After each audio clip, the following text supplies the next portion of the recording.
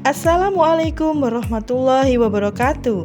Salam sehat untuk kita semua. Ingat selalu untuk tetap menjaga kesehatan dengan masih menerapkan protokol kesehatan dalam beraktivitas dan keseharian. Lakukan 5M. Yang pertama, mencuci tangan. Yang kedua, memakai masker. Yang ketiga, menjaga jarak. Keempat, menjauhi kerumunan.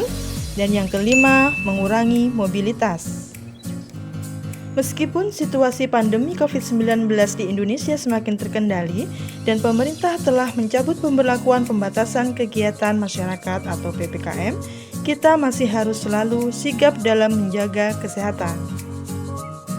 Kali ini, saya Bidan Kasri Astuti akan berbagi informasi mengenai stunting, KEK, dan juga PMT, baik pada balita maupun ibu hamil.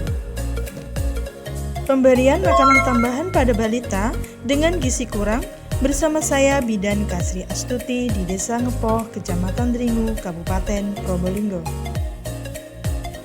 Cegah stunting dengan perbaikan pola makan, pola asuh, dan sanitasi.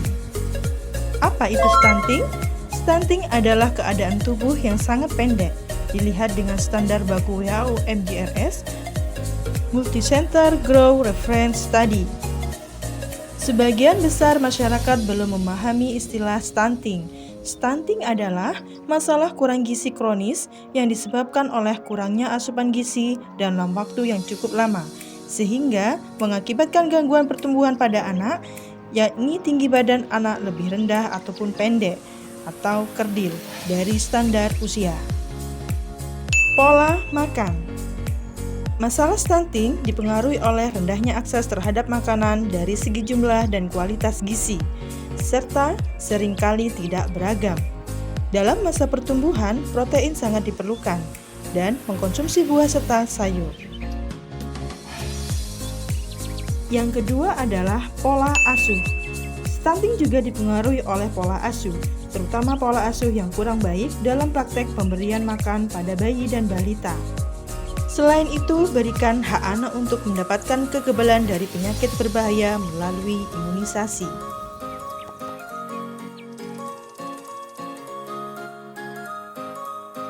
Yang ketiga adalah sanitasi dan akses air bersih. Rendahnya akses terhadap pelayanan kesehatan, termasuk di dalamnya adalah akses sanitasi dan air bersih, mendekatkan anak pada risiko ancaman penyakit infeksi. Untuk itu, perlu membiasakan cuci tangan, pakai sabun dan air mengalir, serta tidak buang air besar sembarangan. Penyebab utama terjadinya KEK pada ibu hamil yaitu sejak sebelum hamil, ibu sudah mengalami kekurangan energi. Kehamilan menyebabkan meningkatnya metabolisme energi. Karena itu, kebutuhan energi dan gizi lainnya meningkat selama hamil.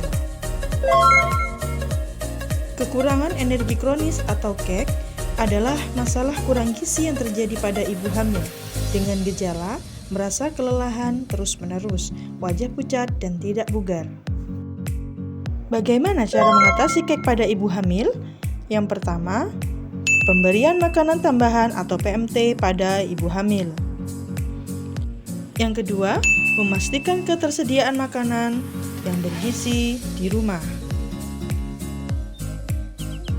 Yang ketiga, menerapkan pola makan yang benar dan asupan gizi yang penting saat hamil.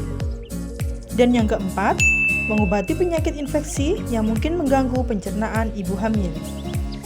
Pemberian makanan tambahan atau PMT adalah kegiatan pemberian makanan kepada balita dalam bentuk kudapan yang aman dan bermutu, serta kegiatan pendukung lainnya dengan memperhatikan aspek mutu dan keamanan pangan, serta mengandung nilai gizi yang sesuai dengan kebutuhan sasaran.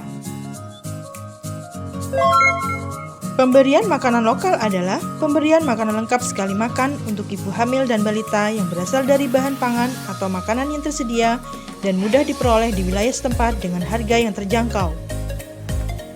Maka dari itu, pemberian makanan tambahan atau PMT merupakan sebuah program yang bertujuan untuk kesehatan bayi dan balita, memastikan tumbuh kembang anak sesuai dengan umurnya dan mencegah stunting.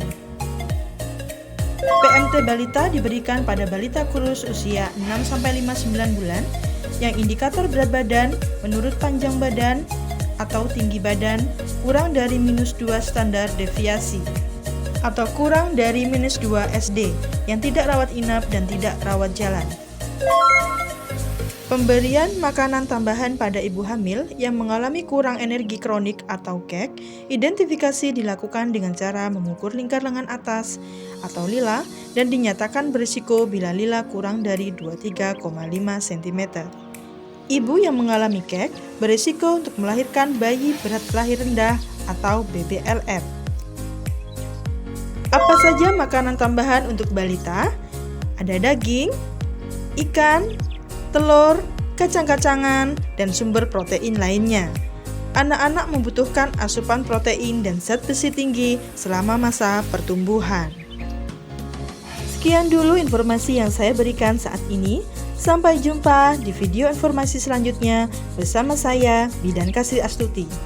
Wassalamualaikum warahmatullahi wabarakatuh. Sampai jumpa dan salam sehat.